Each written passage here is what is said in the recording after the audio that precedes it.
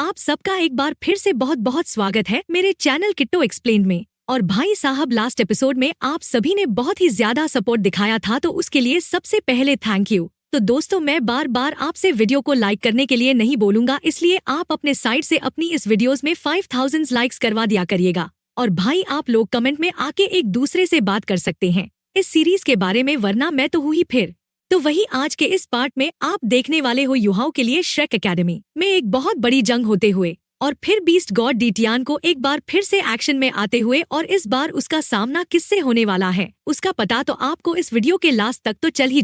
लेकिन इस वीडियो में आगे बढ़ने से पहले लास्ट पार्ट में क्या हुआ था उसका एक छोटा सा रिकैप कर लेते हैं। लास्ट पार्ट में युवाओं ने जैसे ही अपना सेकंड सोल बनाया होता है, वैसे ही बीस्ट गॉड डीटियान को इसके बारे में पता चल जाता है, और वो सीधे स्पेस की पावर का यूज करते हुए श्रेक्स एकेडमी में आ गया होता है। और जैसे ही वो देखता है कि यान शाओजे ने लेवल 97 पे ब्रेक थ्रू कर लिया है, तो वो काफी ज्यादा ही शॉक हो जाता है। जिसके बाद वो यान शाओजे से युवाओं को बाहर बुलाने के लिए कह देता है, जिसके लिए यान शाओजे उससे झूठ बोल देता है कि युवाओं अभी सन मून एम्पायर के मिशन पे गया हुआ है।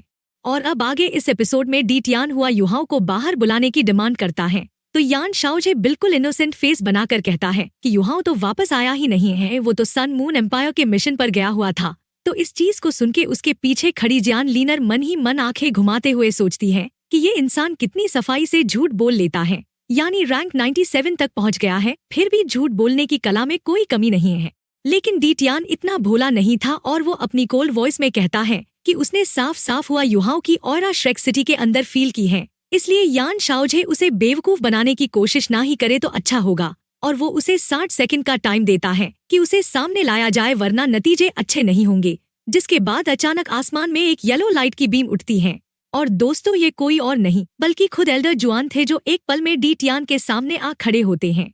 वही एल्डर जुआन को देख डीटियान हैरान रह जाता है, क्योंकि उसे एल्डर जुआन के अंदर एक ट्रू सेकंड सोल कोर की ऑरा महसूस होती है। और दोस्तों, यहाँ मैं आपको थोड़ा समझा दूं कि सेकंड सोल कोर इतना रेयर होता है कि पूरी दुनिया में सिर्फ 2 सोल बीस्ट्स ने ही इसे सक्सेसफुली बनाया है। एक तो खुद डीटियान और दूसरा एविलियर टायरेंट किंग है। इसलिए एल्डर जुआन का अल्टीमेट डुलियो बन जाना डीटियान के लिए सच में एक बहुत बड़ा शौक था। जिसके बाद डीटियान थोड़ा टॉन्ट करते हुए पूछता है कि क्या एल्डर जुआन सोचता है कि सिर्फ अल्टीमेट डुलियो बनकर वो उससे लड़ सकता है। तो इस पर एल्डर जुआन पलटवार करते हुए कहते हैं कि बिना ट्राई किए कैसे पता चलेगा। और आगे वो सीधा सवाल पूछते हैं कि पिछले कुछ सालों से श्रेक और ग्रेट स्टार 2 फॉरेस्ट के बीच जो शांति बनी हुई है, क्या डीटियान उसे यूं ही तोड़ देगा। और साफ कह देते हैं कि अगर आज जवाब नहीं मिला तो उसे यूं ही जाने नहीं दिया जाएगा। जिसके बाद डीटियान के मन में थोड़ी हिचकिचाहट आती है, क्योंकि वो जानता था कि दोनों के बीच की ये शांति बहुत फायदेमंद रही है। खासकर हुआ युहाओं और उसकी टीम ने जब स्पिरिट पगोड़ा में कसम खाई थी कि वो कभी किसी सोल बीस्ट को नहीं मारेंगे, तो इससे बीजी यानी एमरल्ड स्वान बहुत इम्प्रेस्ड हुई थी। इसलिए डीटियान नरम होकर कहता है कि वो सिर्फ हुआ युहाओं से कुछ सवाल पूछना चाहता है, ना कि वो यहाँ श्रेक से लड़ने आया है। जिसके बाद एल्डर जुआन एक चालाकी से जवाब देते हैं कि युहाओं एक बहुत स्ट्रॉन्ग दुश्मन से लड़ते हुए बुरी तरह घायल हो गया है और मुश्किल से सांस ले रहा है, और अगर डीटियान सच में उसकी फिक्र करता है तो बेहतर होगा कि वो उनकी हेल्प करे। और दोस्तों, मैं आपको बता दूं कि डीटियान को ये बात कुछ हद तक बिलीवेबल भी लगती है, क्योंकि उसने पहले डेथ गॉड डुलियो की डेथ गॉड पगोड़ा जैसी पावरफुल अटैक्स देखी थी, जो रिवर्स स्केल को टेम्परेरीली डिसेबल कर सकती हैं। जिसके बाद डीटियान सोचता है और कहता है कि श्रेक के पास 10,000 साल की फाउंडेशन है, फिर सुन मून जैसे इतने स्मॉल एनिमी से इतनी प्रॉब्लम क्यों हो रही है। और वो जिद करता है कि पहले उसे हुआ युहाओं को देखने दो, और वो आगे कहता है कि अगर इंजरी ज्यादा सीरियस हुई तो वो खुद ट्रीट करेगा, क्योंकि वो भी नहीं चाहता कि युहाओं मरे। आखिर उसके अंदर 3 आइड गोल्डन लाइन की पावर ऑफ डेस्टिनी थी।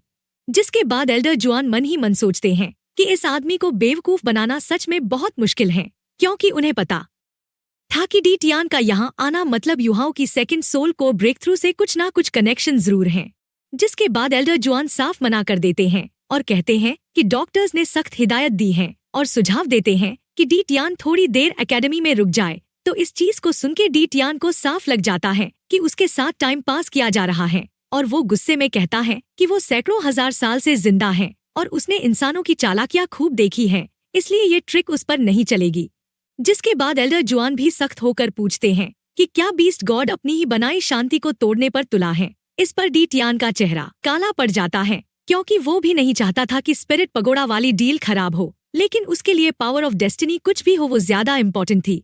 इसलिए वो आखिरकार साफ कह देता है कि उसकी पेशेंस खत्म हो रही है। जिसके बाद एल्डर जुआन को समझ आ जाता है कि अब कोई रास्ता नहीं बचा है।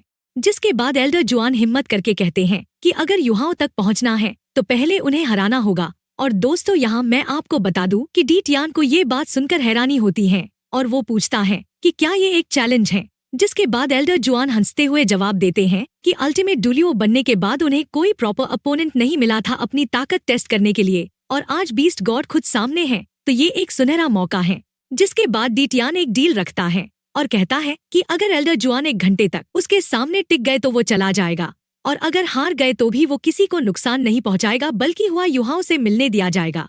जिसके बाद वो दोनों आसमान में 5000 मीटर की ऊंचाई पर पहुंच जाते हैं और एल्डर जुआन के शरीर से एक के बाद एक सोल रिंग्स निकलने लगते हैं और पूरा आसमान येलो रंग से रंग जाता है। आगे डी टियान कहता है कि भले ही एल्डर जुआन ने ये अचीव कर लिया हो लेकिन वो अभी भी सिर्फ एक रेजोनेंस टाइप सोल कोर रखता है, इसलिए उसकी कोई खास चांस नहीं है। इस पर एल्डर जुआन मजाक में कहते हैं कि बिना ट्राई किए कैसे पता चलेगा, और फिर वो कहते हैं थोड़ा गाइडेंस ही दे दो बीस्ट गॉड। जिसके बाद एल्डर जुआन अपना हाथ आगे बढ़ाते हैं और 1000 मीटर से भी बड़ा गॉडली टाउटी बुल उनकी पीठ के पीछे अपीयर हो जाता है। लेकिन उस अटैक को डी टियान चुपचाप एक स्पेशल पावर से अब्सॉर्ब कर लेता है और ये देखकर एल्डर जुआन हैरान रह जाते हैं क्योंकि स्पेशल पावर कोई आम चीज नहीं है। जिसके बाद डी टियान सीधा कहता है कि वो इस लेवल पर एल्डर जुआन से सैकड़ों हजार साल पहले से हैं, इसलिए इस कॉन्टिनेंट का कोई भी इंसान उसका मैच नहीं हो सकता है। जिसके बाद एल्डर जुआन अपनी अगली टेक्निक यूज करते हैं जिसका नाम हेवन एंड अर्थ रेजोनेंस होता है, और इसके थ्रू वो पूरी अर्थ यानी पूरी जमीन की एनर्जी खींचकर एक डर्टी येलो स्फीयर बनाते हैं। और इतना ही नहीं बल्कि नीचे श्रेक सिटी से लेकर सन मून एम्पायर के पूरे कैंप तक हर जगह से छोटी छोटी येलो लाइट की किरणें जमीन से उठकर आसमान की तरफ बढ़ने लगती हैं। और दोस्तों, यहाँ मैं आपको बता दूं कि ये देखकर डी टियान भी हैरान हो जाता है और पूछता है कि क्या वो पूरे कॉन्टिनेंट को इकट्ठा कर रहा है। जिसके बाद नीचे जमीन पर सन मून एम्पायर की पूरी आर्मी भी ये नजारा देख रही थी और जूजी अपने क्लास 9 के सोल इंजीनियर्स के साथ बाहर आती हैं। और दोस्तों, मैं आपको बता दूं कि जैसे ही एल्डर जुआन के पीछे वो ह्यूज गॉडली टाउटी बुल दिखता है तो सबसे पहले हैरान होने वाला इंसान था झोंगलीवू, क्योंकि वो जानता था कि एक अल्टीमेट डुलियो का आना उनके लिए कितनी बड़ी बात है, खासकर तब जब उनके पास खुद के 2 अल्टीमेट डुलियो यहाँ मौजूद ही नहीं थे। इसलिए वो मन ही मन सोचता है कि शायद पहली बार जूजी का अटैक ना करने वाला फैसला सही था। जिसके बाद डी टियान के सामने वाला आसमान अचानक अंधेरा होने लगता है और उसमें से एक जोरदार ड्रैगन की दहाड़ सुनाई देती है। जिसके बाद डी टियान की असली शक्ल सामने आती है, यानी एक ह्यूज ड्रैगन का सिर जो एल्डर जुआन के टाउटी बुल जितना ही बड़ा था। और फिर पर्पलिश ब्लैक लाइट की बूंदें आसमान से बारिश की तरह गिरने लगती हैं और वो येलो एनर्जी की किरणों को जमीन से ऊपर ही नहीं आने देती। और ये सब होता देखकर झोंगलीवू की आंखें फटी की फटी रह जाती हैं और वो चिल्लाकर कहता है कि ये ड्रैगन अंकल यानी उसका अपना डार्कनेस होली ड्रैगन तो नहीं। लेकिन फिर वो उसकी गोल्डन आइज देखकर पहचान जाता है कि ये कोई और नहीं बल्कि खुद बीस्ट गॉड डी टियान है, यानी golden eyes black dragon king, दुनिया का सबसे पावरफुल बीस्ट। और ये सुनते ही पूरी सन मून एम्पायर में एक सन्नाटा छा जाता है क्योंकि सबने उसकी ताकत के किस्से सुने थे, खासकर वो पल जब डेथ गॉड डुलियो भी उसकी बोरोड पावर के सामने टिक नहीं पाई थी। जिसके बाद झोंगलीवू के दिमाग में लालच की एक आवाज चिल्लाने लगती है कि अगर बीस्ट गॉड सच में श्रेक सिटी पर भड़क गया तो उनका मौका आ गया है। लेकिन उस मोमेंट उस प्रेशर के सामने उसकी जुबान भी नहीं खुलती है। और दोस्तों, यहाँ एक मजेदार बात ये भी है कि इतना बड़ा और एक्सपीरियंस्ड आदमी एक पल भर में किसी और के डर से चुप हो जाता है। जिसके बाद जूजी अपनी ठंडी और साफ आवाज में आदेश देती है कि सारे सोल टूल फ्रंट्स रेडी रखो और सारी long range link offensive soul tools charge कर लो और फायर के लिए तैयार हो जाओ। जिसके बाद एल्डर जुआन और डी टियान की टेक्निक आपस में टकराने वाली ही थी कि डी टियान रुककर पूछता है कि क्या एल्डर जुआन सच में मरना चाहता है, और कहता है कि उसके बिना श्रेक एकेडमी बाहर खड़े दुश्मनों से अपनी सेफ्टी भी नहीं कर पाएगी। जिस पर एल्डर जुआन शांति से जवाब देते हैं कि मरने का शौक उनका नहीं है बल्कि डी टियान ही उन्हें प्रोवोक कर रहा है। और वो पूछते हैं कि अगर सन मून एम्पायर सच में पूरे कॉन्टिनेंट पर कब्जा कर ले तो क्या वो ग्रेट स्टार 2 फॉरेस्ट को छोड़ देंगे या वहाँ के सोल बीस्ट्स के सोल रिंग्स भी निकालने लगेंगे। ये सुनकर डी टियान गुस्से में कहता है कि तुम बहुत हिम्मत वाले हो और सीधा अपनी मुट्ठी से हमला कर देता है। जिसके बाद एल्डर जुआन की गॉडली टाउटी बुल भी पूरी ताकत से उससे टकराने आगे बढ़ती हैं और आसमान में दोनों मार्शल सोल्स की टक्कर इतनी जबरदस्त होती है कि सैकड़ों किलोमीटर तक बादल गायब हो जाते हैं। जिसके बाद नीचे सन मून एम्पायर के साइड पर झोंगलीवू चुपचाप जूजी के पास आकर पूछता है कि वो कब अटैक करेंगे। तो जूजी कहती है कि अभी नहीं, क्योंकि पहले रिजल्ट देखना जरूरी है। फिर वो एक बहुत इंटरेस्टिंग सवाल पूछती है कि उसकी नजर में बीस्ट गॉड उनके लिए कितना बड़ा थ्रेट है, और झोंगलीवू बिना सोचे जवाब देता है कि बहुत बड़ा, और उसी की वजह से ग्रेट स्टार 2 फॉरेस्ट में सोल बीस्ट हंट करना इतना रिस्की है, यहाँ तक कि उसकी अपनी मदर ये शिशुई भी उससे डरती है। जिसके बाद जूजी एक हल्की सी मुस्कान के साथ कहती है कि अफसोस की बात यह है कि झोंगलीवू के पास ऑलरेडी 9 सोल रिंग है, वरना ये बीस्ट गॉड को मारने का सुनहरा मौका होता। और दोस्तों, मैं आपको बता दूं कि ये सुनकर झोंगलीवू चौंक जाता है, क्योंकि उसने कभी सोचा ही नहीं था कि बीस्ट गॉड को अपनी सोल रिंग बनाने के बारे में, और इस आइडिया से उसके दिल में एक अजीब सी लालच जल उठती है। और दोस्तों, इस बार तो इन दोनों की अलग ही लेवल में चली जाती है, और दोनों बेवकूफ को लगता है कि ये बीस्ट गॉड को हंट कर सकते हैं। इन बेवकूफों को कौन समझाए कि ये बीस्ट गॉड एक फॉल्स गॉड से भी ऊपर की पावर को पोजेस करता है। जिसके बाद झोंगलीवू खुद सोचता है कि सोल रिंग तो शायद पॉसिबल नहीं, लेकिन अगर बीस्ट गॉड की स्पिरिट और शरीर का कुछ हिस्सा लेकर एक पपेट बनाई जाए तो ये काफी बढ़िया होगा। और उसके अंदर लालच के कीड़े उमड़ने लगते हैं। जिसके बाद वो कहता है कि उसे डी टियान की सोल रिंग नहीं चाहिए, क्योंकि वो उसे एम्परर को देना चाहता है, क्योंकि जू तियानरन तो टाइटल डुलियो बन चुका है, लेकिन क्राउन प्रिंस अभी बना नहीं। और अगर बीस्ट गॉड की सोल रिंग और सोल बोन दोनों प्रिंस को मिल जाए तो वो दुनिया का सबसे पावरफुल पर्सन बन सकता है। जिसके बाद जूजी अंदर ही अंदर थोड़ा चौंक जाती है, लेकिन तुरंत संभलकर मन में हंसती है कि वो उसे फंसाने आई थी और उल्टा वो खुद उसे फंसाने की कोशिश कर रहा है। और दोस्तों, यहाँ मैं आपको बता दूं कि सिर्फ जूजी को पता था कि उनके बेटे का मार्शल सोल जू तियानरन जैसा ड्रैगन टाइप नहीं हो सकता, इसलिए डी टियान की डार्कनेस टाइप सोल रिंग उनके बेटे के लिए शायद सूटेबल भी नहीं होगी। फिर भी ऊपर से वो जोश दिखाते हुए कहती है कि सोल रिंग और सोल बोन रॉयल फैमिली को देना सही नहीं होगा, और अगर बीस्ट गॉड को मारना है तो उन्हें होली गोस्ट चर्च का सपोर्ट चाहिए होगा। जिसके बाद झोंगलीवू आराम से मुस्कुराकर कहता है कि फॉर्मेलिटी की कोई जरूरत नहीं है, और जिसको जो चाहिए वो ले ले, और उसे तो सिर्फ बीस्ट गॉड का शरीर चाहिए, क्योंकि रॉयल फैमिली को उसका कोई उसे नहीं है। तो जूजी बिना देर किए मान जाती है कि अगर सच में बीस्ट गॉड को मार पाए तो ये बहुत बड़ी अचीवमेंट होगी और सबको फायदा भी होगा। और दोस्तों, यहाँ मैं आपको बता दूं कि दोनों ही एक दूसरे को इस्तेमाल करने की सोच रहे थे, और ये देखकर लगता है जैसे दो लोमड़ियां एक दूसरे को मूर्ख बनाने में लगी हों, और दोनों को लग रहा था कि वही ज्यादा स्मार्ट है। जिसके बाद झोंगलीवू कहता है कि जल्दबाजी ठीक नहीं रहेगी, इसलिए सही मौके का इंतजार करना होगा, और सबसे अच्छा तो यही रहेगा कि एल्डर जुआन उसे बुरी तरह घायल कर दे, या फिर अगर खुद एल्डर जुआन मर जाए तो एक तीर से 2 शिकार हो जाएंगे। और वो भरोसा दिलाता है कि सही वक्त पर होली गोस्ट चर्च पीछे नहीं हटेगी। जिसके बाद वो अपने इविल सोल मास्टर्स को लेकर वहाँ से निकल जाता है, और जूजी उसकी पीठ देखकर मन ही मन कहती है कि शुभकामनाएं इंपीरियल ट्यूटर, और जाओ और आज तुम भी अपनी मौत को थोड़ा पास से देख लो।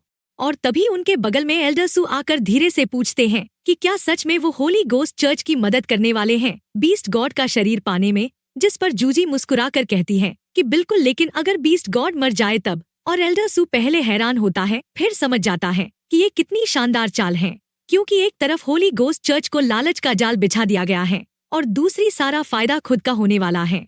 और वहीं इस तरफ आसमान में एल्डर जुआन और डी टियान की लड़ाई जारी थी, और एल्डर जुआन अपनी गोडली टाउटी बुल के दोनों सींगों के बीच पीछे की तरफ धकेल दिए जाते हैं, और कुछ 10 मीटर पीछे जाकर ही वो खुद को स्टेबलाइज कर पाते हैं। और दोस्तों, मैं आपको बता दूं कि उनका चेहरा थोड़ा लाल पड़ जाता है, क्योंकि उन्होंने अब पहली बार सच में डी टियान के पावर्स की गहराई महसूस की थी।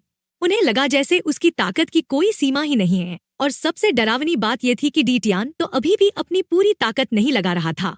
जिसके बाद डी टियान शांति से कहता है कि अभी भी एल्डर जुआन उससे बहुत दूर हैं, और फिर से रिक्वेस्ट करता है कि हुआ युहाओं को बाहर लाओ, क्योंकि वो सिर्फ कुछ सवाल पूछना चाहता है, उसे मारना नहीं। इस पर एल्डर जुआन कोल्ड वॉइस में कहते हैं कि अभी से जीत मत समझ लेना, और एक कदम आगे बढ़ाते ही वो हवा में गायब हो जाते हैं, और अब वो असल में वही गोडली टाउटी बुल बन जाते हैं, यानी उन्होंने अब अपनी मार्शल सोल ट्रू बॉडी को अनलीश कर दिया होता है। और ऐसा करते ही अर्थ और डार्कनेस दोनों की एनर्जी आपस में इतनी जबरदस्त टकराती है कि अर्थ पावर जमीन से 100 मीटर से ऊपर नहीं उठ पा रही थी, और फिर वो बुल क्रेजी स्पीड से सीधा ब्लैक ड्रैगन किंग पर चार्ज कर देता है। जिसके बाद डी टियान एक गहरी सांस लेकर कहता है कि अगर मरना ही चाहते हो तो एक ऐसा सबक देता हूँ जो तुम कभी नहीं भूलोगे। और फिर वो अपना दाया हाथ उस ड्रैगन किंग के सिर पर रखकर हवा में घुमाता है। और दोस्तों, यहाँ मैं आपको बता दूं कि वो 1000 मीटर लंबा ड्रैगन किंग धीरे धीरे सिमटकर उसी हाथ की तरफ खिंचता चला जाता है, और उसी पल उसके हाथ में एक ह्यूज स्वॉर्ड बन जाती है और उस स्वॉर्ड के निकलते ही आसमान में जैसे एक बहुत बड़ा छेद हो जाता है और उसके पीछे एक ब्लैक होल जैसा सर्कल बन जाता है जो सब कुछ निगल रहा था। जिसके बाद नीचे श्रेक सिटी के तांग सेक्ट के मेंबर्स भी अपने कोर्टयार्ड से ये पूरी लड़ाई देख रहे थे। और दोस्तों यहाँ मैं आपको बता दूं कि तांग सेक्ट का एक बहुत इंटरेस्टिंग मेंबर है जिनका नाम है जुइचिन, जिसे स्वॉर्ड मेनियाक भी कहा जाता है। और जैसे ही उन्होंने डी टियान के उस स्वॉर्ड वाले रूप को देखता है तो उसकी नाक से अचानक खून बहने लगता है, जिसे देखकर जिंग जियान घबराकर पूछती है कि क्या हुआ जुइचिन। लेकिन जुइचिन कुछ नहीं बोलता और बस आंखों में एक अजीब सी चमक के साथ जमीन पर बैठकर मेडिटेशन में चला जाता। और दोस्तों मैं आपको बता दूं कि उसने अपनी स्वॉर्ड इंटेंट से उस दूर की स्वॉर्ड इंटेंट को महसूस कर लिया था और ये उसके लिए कोई दर्द नहीं बल्कि एक बहुत बड़ा रेवलेशन था, क्योंकि वो इतने सालों से सोल डुलियो पर ही अटका हुआ था और उसका अपना सोल कोड बनाने का तरीका सबसे अलग था और उसे अपना खुद का रास्ता ढूंढना जरूरी था। और इसी के साथ आज का हमारा ये एपिसोड यहीं पे खत्म हो जाता है। लेकिन इसके अगले एपिसोड में क्या जुआन लाओ सच में डी टियान के सामने 1 घंटे तक टिक पाएंगे या नहीं, और कमेंट में बताओ कि इस बार इस फाइट को कौन जीतने वाला है। और आपको ये पार्ट कैसा लगा कमेंट में जरूर से बताना। और हाँ, इस वीडियो में 5000 लाइक्स का टारगेट पूरा कर देना। और तब तक के लिए बाय बाय, टेक केयर।